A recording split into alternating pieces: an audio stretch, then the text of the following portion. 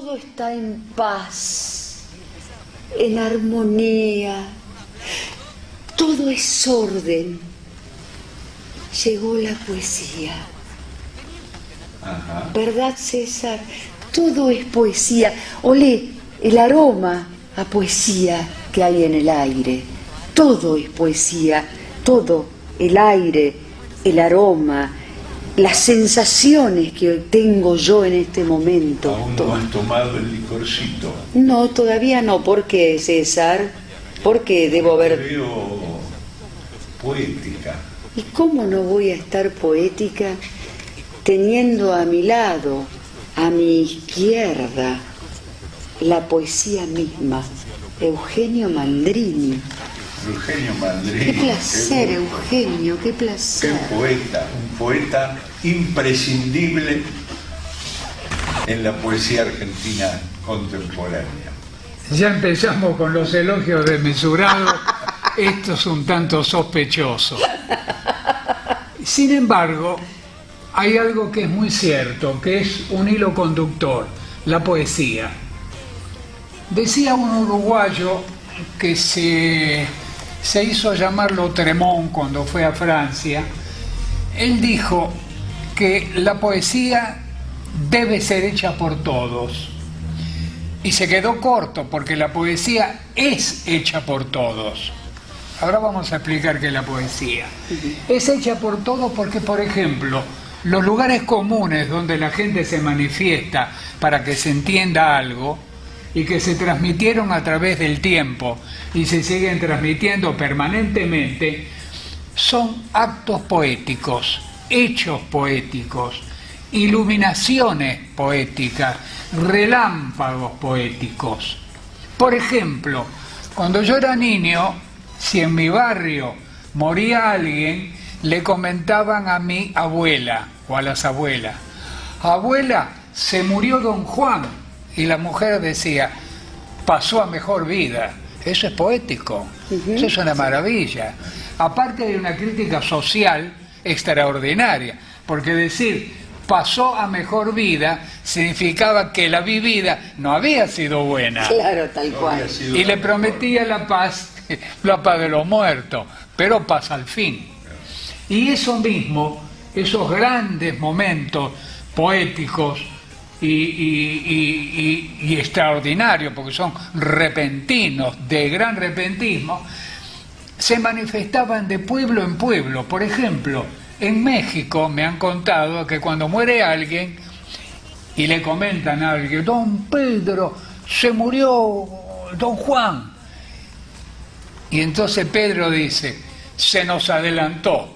Claro, maravilloso, está bien eso. Es perfecto eso. Después claro. le seguimos nosotros. Claro. Bueno, esos son rasgos extraordinarios de poesía, de creación instantánea, que quedan para siempre porque se van transmitiendo de generación en generación. Basta la salud, esa frase que la decimos todos, basta la salud, porque sin salud, ¿qué se puede hacer Nada. sin salud? Hoy se podría decir basta el trabajo, pero no entremos en esos vericuetos por ahora. Bueno, ahí está radicada simplemente la poesía. Los otros días estaba en una confitería yo esperando a alguien, leyendo, y al lado mío, en una mesa muy cercana, a tal punto que yo escuchaba lo que hablaba, dos mujeres de unos 30 años cada uno. Yo la miré, era muy linda, y una le decía a la otra: no sabés lo que me dijo. Estaban conversando sobre un hombre, obvio. ¿Qué te dijo?, le dice la otra. Ay, bueno, sabes. No, pero decime qué te dijo. Cuando estábamos en lo mejor, me dice que yo lo ayudo a volar. Mira si lo va a ayudar a volar. Pero cometió un acto poético que la hizo estar más cerca que esta otra mujer. Y fueron felices. Claro. ¿Por qué? Por un simple hecho de palabra. Porque el dinero es uno de los atributos formidables para vivir con más confort, con más felicidad. La belleza es otro gran atributo que nos permite momentos largos de felicidad al que sale bello. Y también uno de los momentos de gran felicidad de la vida de la especie humana está en el valor de la palabra. A veces nos sugestiona un filósofo porque está hablando de la vida y de la muerte con unos conceptos que no sabemos, ¿verdad? A veces un poeta habla de un modo tan particular que nos arroba, nos enamora la palabra. La palabra, así como puede enamorar a alguien, puede enviar a los pueblos a la guerra. Claro, por supuesto. Porque los oradores, ¿qué hacían? Enviaban pueblos a la masacre. Pero hay otro tipo de palabra, la palabra que subyuga, la palabra que tenían originalmente en la tribu los hechiceros. El hechicero hechizaba, les hacía creer que iba a llover y les hablaba de las propiedades de la lluvia. Maravilloso. Hoy hablamos de las propiedades maravillosas, inefables de la poesía. Estamos hablando de la poesía. En la poesía hay dos grandes vertientes desde el comienzo de la historia humana, que son el vertiente de la canción popular, la poesía de la canción, que va acompañada de la música y del canto, y la poesía para leer, la poesía para el ojo solitario, y la otra, la poesía de la canción, para el oído. Esas dos grandes vertientes se enfrentan para ver cuál de las dos es la más importante. Las dos son importantes. De las dos no podemos dejar de valorarlas nunca. Ahora, ¿cuáles son las propiedades, a mi juicio, por supuesto, las propiedades del que escribe una letra? A diferencia del que escribe un poema para libro, es muy distinta. Las letras tienen sus leyes específicas. Para escribir una letra de tango se necesita tener un dominio bastante preciso de la rima, también un dominio bastante preciso de la métrica regular, porque el tango tiene un formato donde las letras están escritas en tres grandes fragmentos. El primer fragmento, después el estribillo y al final el tercero que funde todo. Entonces hay que tener rima, hay que tener métrica regular y ¿qué más? Acentuación, cadencia. Claro. Y los pilares centrales de la canción son dos. Uno de ellos es fundamental, la comunicatividad.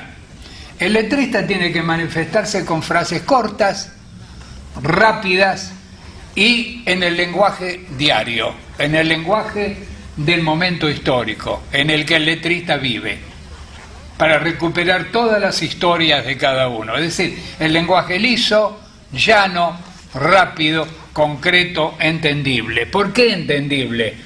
Porque el letrista le escribe al monstruo de los mil ojos. ¿Quién es el monstruo de los mil ojos? El pueblo. El letrista le escribe al pueblo. Y cuando habla de comunicatividad, significa que tiene que saber comunicar en un lenguaje liso, llano e interesante a todos los integrantes del pueblo, a que lo entiendan todos, el filósofo y el carnicero de la esquina, el teólogo y el albañil de la otra cuadra, todos tienen que entenderlo. Para lo cual el letrista da concesiones. Si tiene que decir algo cursi, lo dirá. Y si tiene que hacer un hallazgo poético, lo hará.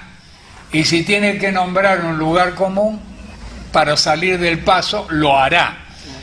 No dispone del sentido profundo de la poesía, sino de la comunicatividad. No obstante lo cual, hay letristas maravillosos, porque hay canciones maravillosas. Ya la canción en sí mismo lo es. El poema es otra cosa. La poesía yo traté de explicarla rápidamente, de que es un alumbramiento, una iluminación, un relámpago. Pero el poema es una construcción, que puede ser una choza o un templo. Es una construcción. el poema está escrito para el ojo. El ojo lo puede leer una vez, 2 veces, 10 veces.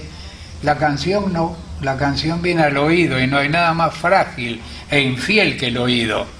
Aparte, para entender bien el sentido de las letras del tango hay que sacarlas de la canción y leerlas, Claro. porque dentro de la canción el embrujo máximo lo tiene la música, lo tiene la melodía. ¿Y quién más?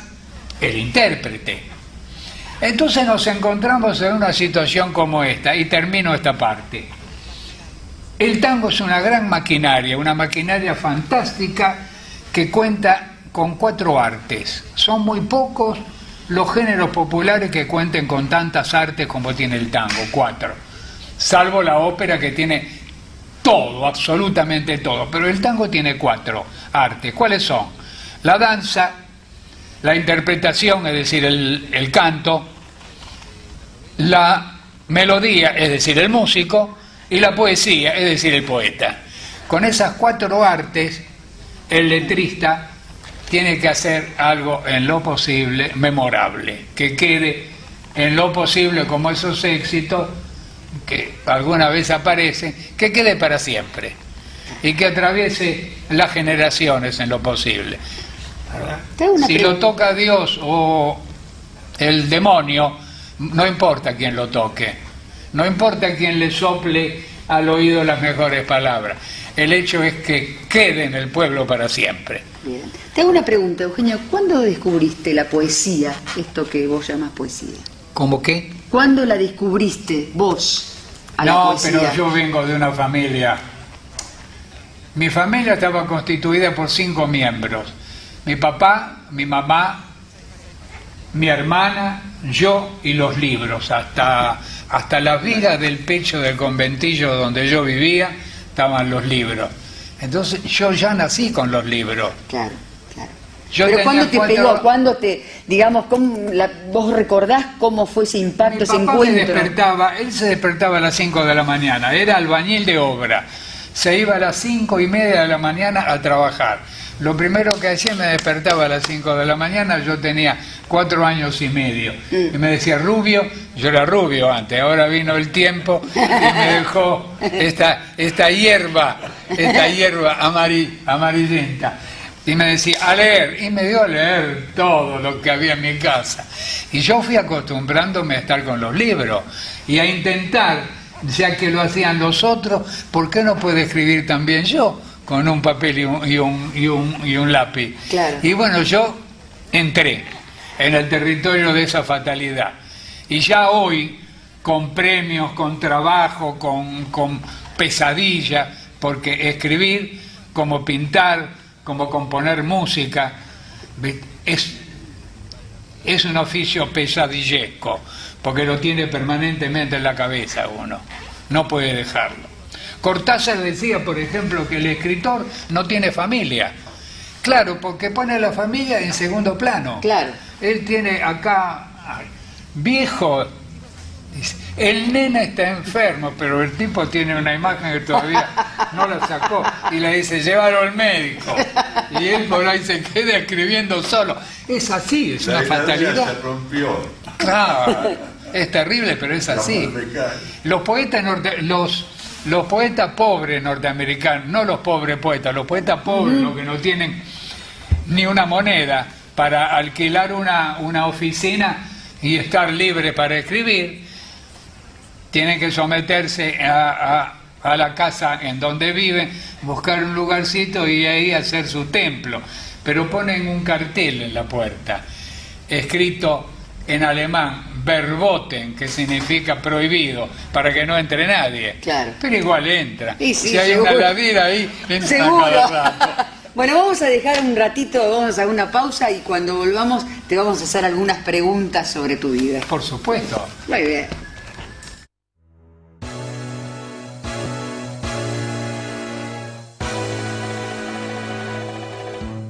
Poesía es... Los premios también son reconocimientos importantes.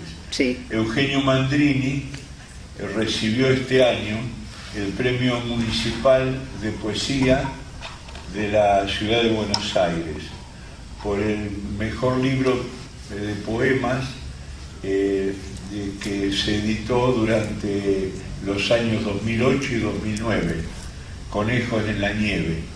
Ese libro obtuvo también el primer premio en el concurso Olga Orozco, que organizara la Universidad Nacional de General San Martín, y cuyo jurado estaba compuesto por Jorge Bocanera, un escritor argentino, y 3 premios Cervantes: Juan Gelman, argentino; Antonio Gamoneda, español; y Gonzalo Rojas, de Chile.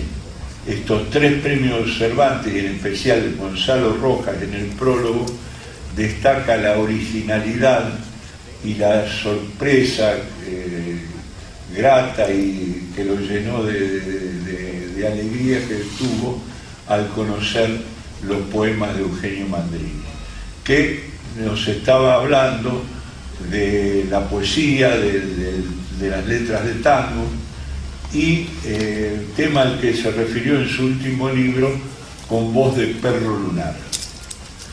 ¿Qué nos decías de la poesía y del tango que querías completar?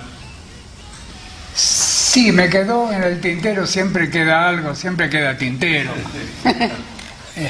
En principio, déjame decirte, Antonio, que la importancia de los premios se parece a la importancia de las mujeres.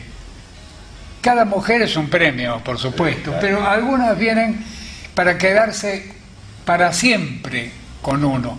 Otras vienen solamente para saber cómo hace el amor un poeta. Después huyen, se van, hacen su experiencia y nosotros con ella. Lo que me quedó en el tintero es lo siguiente: la maquinaria del tango es bifronte, es decir, tiene 2 cabezas, se constituye con 2 vertientes. Por ejemplo, el baile, la danza del tango, está el tango recto, el caminado, el que se dice caminado, que tiene su circularidad, pero es caminado, y está el otro tango de Foresport, el acrobático, casi el circense. De escenario, le dice. Claro, son, sí. Por la galería, como dice, para la hinchada de fútbol. En el cantor también hay dos cabezas, hay una bifrontalidad, porque está el cantor que canta, que naturalmente nació con voz y la expone. Por ahí no interpreta tanto, pero tiene voz y él se lanza con su voz. Y está el otro que no tiene voz y que utiliza el decir, el charlar una letra de tango, buscarle la interpretación. Son 2 facetas de un mismo género. Igual en el músico, está el músico del tango que hace tangos orquestales, solo para la orquesta, Sí. para toda la instrumentación de la orquesta. Y está el otro que escribe melodías para acompañar al letrista. Y a su vez el letrista también se manifiesta de forma bifronte. ¿Por qué? Porque una cosa es el letrista y otra cosa es aquel que traspasa al letrista, además de ser letrista, y llega a la fase superior de la poesía, transformándose en poeta de la canción. Es decir, que están los letristas por un lado y los poetas de la canción. La diferencia está que el poeta de la canción no le canta al pueblo como le canta el letrista, no le canta al monstruo de los 1000 ojos, le canta a la poesía. Claro. Le canta a la poesía. Porque si no, no tendríamos, por ejemplo, a los 4 grandes, tradicionalmente grandes, de las letras del tango, como son Discépolo, Mansi, Cátulo y Espósito. A tal punto que, por ejemplo, Discépolo escribe, en un arrebato de amor dice: ¿dónde estaba Dios cuando te fuiste? ¿Dónde estaba el sol que no te vio? Como una mujer no entiende nunca que un hombre da todo dando su amor. ¿Quién les hace creer otros destinos? ¿Quién transforma así tanto dolor? Soy una canción desesperada que busca en su dolor su salvación.